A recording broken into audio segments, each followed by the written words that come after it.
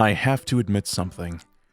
I like tie-in video games, or as they're more commonly called, licensed video games. Licensed games are, as the name suggests, based on a licensed property. Basically, if it exists as a thing before being made into a game, it's a licensed game, and they're typically made for fans of that intellectual property. For example, you're not buying the latest Dragon Ball Z video game because you want to get into the series. You're already into the series. You like Goku, so you're gonna buy Goku-related stuff and products. It's genius and expected. This doesn't always have to be the case, however. There's the occasional outliers that get into the franchise, so it's like a catch-22. Games like 007 GoldenEye and the Walking Dead games, the good ones by Telltale, not the bad ones by all the other ones, are prime examples of great licensed games. I got into the Walking Dead franchise because I played the games by Telltale. I thought they told a compelling story, and I wanted to see why people love this franchise so much that they'd make a game series on it. Then I watched the franchise and I hated it. Yeah, I really should have stuck with the games. Other licensed games, however, a lot of them are just collection fillers, doomed to accumulate dust and only to be played as a joke, which is kind of my channel's purpose. Suffice to say, the quality in these games is varying. But that's what makes it fun to play a licensed video game. You're never sure what you're gonna get. Is it gonna be the next GoldenEye or Tag Force? Or is it gonna be a steaming pile of garbage like whatever I put on screen right now? Well, in today's review, we'll be going over the Disney Pixar game, WALL-E. WALL-E was released in 2008 and was on pretty much everything. The PS2, PS3, 360, DS, Windows, Mac, Wii, PSP, and MS-DOS. It was developed by Heavy Iron Studios, who were the guys behind the classic SpongeBob Battle for Bikini Bottom. So there was a certain pedigree of quality I was expecting. So, how is the game? It's meh. 5 out of 10, teetering on a 6. This is one of those weird 5 out of 10 games for me, where it has some good moments, and then it has a lot of bland moments, then some really boring moments. So the average mathematical way, because we have to look at games mathematically apparently, it ends up being a 5. When the game is fun, it's fun. But when the game is boring, it's really boring. Thankfully, the game only clocks in at 5 hours, even if you're taking your time. Also, if you remove the cutscenes. I don't count cutscenes in terms of game time. And for this video review, I'll be using still frames for cutscenes because, listen, it's a Disney Pixar-related product on YouTube. If I have anything by them in motion, it's the kiss of death for this channel. I actually want to see if they're going to demonetize this video just by having the name WALL-E in the title. Remember, fair use is to protect corporations, not the average Joe. It's really easy to think of life as having no rights than to think we have rights. Anyway, you play as WALL-E, and sometimes Eve. And you loosely follow the events of the film, and just like the movie, you're really only invested in the first half of it. Once you get to the space station with the humans, the game just falls apart. I was enjoying learning how WALL-E controlled. He's like an RC car who can throw objects and shoot lasers that do pitiful damage. He has an acceleration mechanic, and he has a music box. He's cute, okay? I like cute stuff. And it's a nice contrast to seeing the desolate landscape of an apocalyptic Earth. There's a somber tone to the game's setting, seeing WALL-E add to his collection of souvenirs, all of which are little memories of humanity. It's oddly sobering. Then eventually, when you find Eve, you're intrigued to learn of a world beyond this apocalypse. Then you see humanity, and they're fat, lazy, and stupid. It's such a tonal shift that it bugged me, and the worst part is, it's accurate. So let's talk about the game. The game is a mashup of a bunch of different gaming elements, but for the most part, it's a puzzle action platformer. The game has these really great moments where it's like Temple Run, and you gotta jump through these obstacle courses and beat the clock. Or it turns into this slow traversal of levels, doing precise jumps, and you gotta use the physics of the game to your advantage. And it's fun. I like this part of the game, it was fun. There's also moments where it becomes a rail shooter, where you shoot asteroids, and other times it's a pretty ingenious platformer using moving cars and you gotta duck under obstacles. I wanted to see more of these aspects. This game has some cute and great moments. There's one part of the game where it becomes a legit Frogger clone, and I just loved it. It was a nice callback. However, these moments are far between each other. and what remains are puzzle segments. The game just stops everything you're doing to have you do a stupid puzzle, in seemingly inappropriate times too. An example is when I'm chasing Eve. She's our robo-girlfriend, right? She's about to be reprogrammed and rebooted. This would have her lose all her memories of Wally. And that would suck. So you're on this high-speed chase to catch up to her. The clock is ticking, man. But then, just all of a sudden, an inconveniently placed door stops you, and you're like, fuck. Well, I guess I can go fuck myself. She's dead. It's this complete disconnect of pacing and momentum. You're trying to save your girlfriend, right? But no. Stop right there and do this meaningless puzzle first. We couldn't, find another way to do this. We couldn't find an alternative route. Like an air vent. I don't know, it makes more sense for Wally to crawl through an air vent than fucking Duke Nukem, right? Or how about we hack open the door, like physically or with technology? Certain doors we can hack open, but others we can't. It's just transparent game design. We need to pad out this game, so here's a puzzle, even if it doesn't make any sense narratively. Very few games can truly marriage action-adventure with puzzle solving. Games like Zelda, Okami, and God of War, and there's way more than that, by the way. The thing that all those games have in common, though, are they were designed to be good games. They were designed to be enjoyed, and they were designed to stand on their own. But because Wally is a tie-in video game, you're gonna just have to forgive its shortcomings.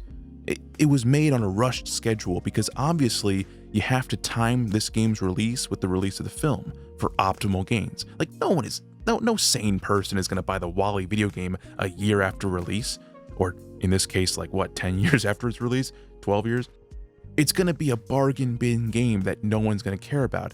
And history has shown, look at this, you can buy it for $1.80 on Amazon. You pay more for the shipping. So maybe it's unfair to critically analyze this game, but I will anyway because it exists, and I'm a nut. People worked on this game, and there's some good in it, so I want to respect their effort. My biggest complaint is that everything about this game reminds you that you're playing a video game. I know that sounds stupid, but hear me out, okay? Listen, I guess it's something that just comes with being spoiled by the modern age, right? Game franchises like Dark Souls, Metal Gear, Uncharted, and Kingdom Hearts, they make you feel like you're playing an experience. I know that sounds very like a tagline of a movie. Oh, it's truly cinematic experience. Yeah, I'm watching a movie, but whatever. Even during this time period of 2008, right, we had stuff like Shadow of the Colossus, SpongeBob Battle for Bikini Bottom, and Katamari Damacy. Games that are made to be fun experiences. You know you're playing a video game, but it isn't so in your face about it because it's just fun, right? The goal of video games is to suck you into their world, suspend your disbelief by a set margin, and enjoy yourself. Games have evolved a lot over their lifespan. Games can range from being easy or hard, minimalist or extremely technical. There's no limits to what you can make, but you need to play to your game's strength and cater to what your player base is expecting. When I play Civilization, right, I know I'm playing a tabletop video game. I know I'm playing a game, right? But everything is developed in a way to give me that ideal tabletop experience. And the result is I'm having fun. You're not constantly reminded you're playing a video game because the gameplay is just so interesting and fun, and what you're doing makes sense. It's like, let's take an example, right?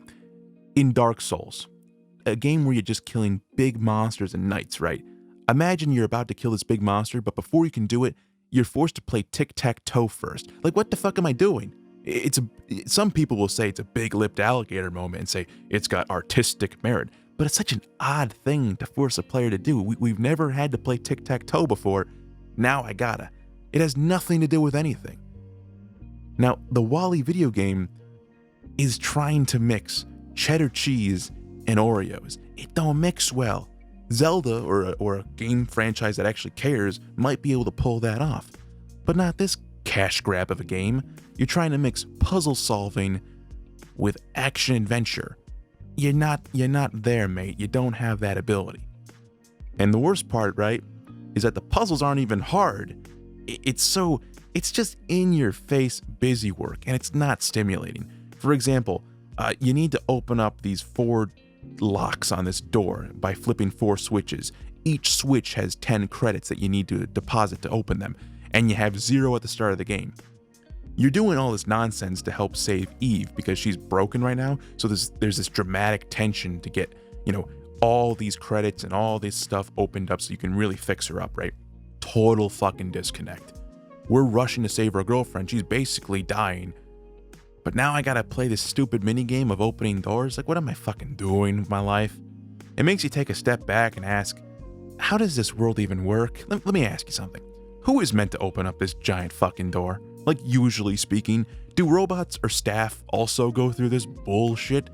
Like, do they have to bounce on this conveniently placed umbrella to access these switches to the door? Like, no, this is retarded. Why is there no staircase or ladder to these switches? Who built this fucking place? It just seems so inconvenient. Wouldn't a remote make more sense? And that's probably my issue. I'm thinking too much about this, right? I get that it's made for kids, but couldn't you have worked it out in a better way to not insult the kid's intelligence? Why not have it be like a robot sentry has the remote, and you gotta kill him to get it, or just sneak around to get it? Or maybe use like a crane and be like a crane operator and move it so you can climb over the wall. Or, I don't know, have Wally make a fucking commotion to have a robot open the door. Something. It's really not that hard. I came up with a bunch of better ideas than what I'm doing right now. I'm bouncing on an umbrella like an asshole, moving a conveniently placed pink block around so I can get to 4 switches that require $10 to open up a goddamn gate. Am I an idiot? It's all bullshit. Oh, I wanted to say I had a subdued level of fun playing this game. Even after all my complaints about the door, it was okay. I think the puzzle segments drag it from being a 6 out of 10, but I think 5 is fair. Just, oh my god.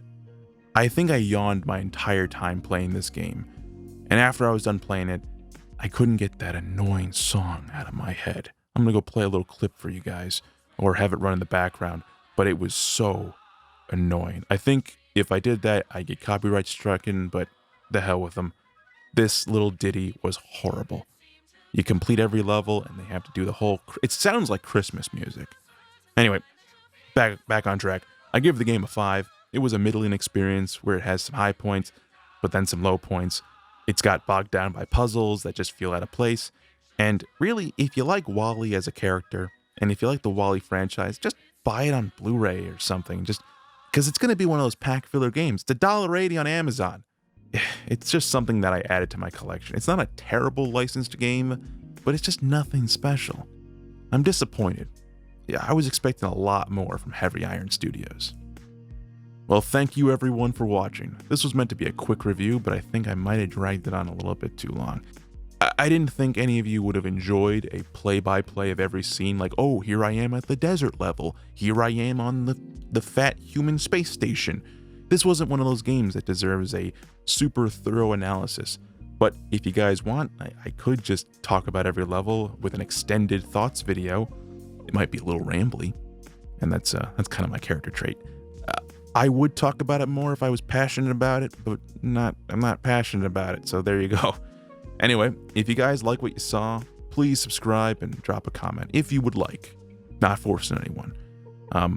If you do comment, I do read them all, even the mean ones, so please write something. With that being said, have a good day.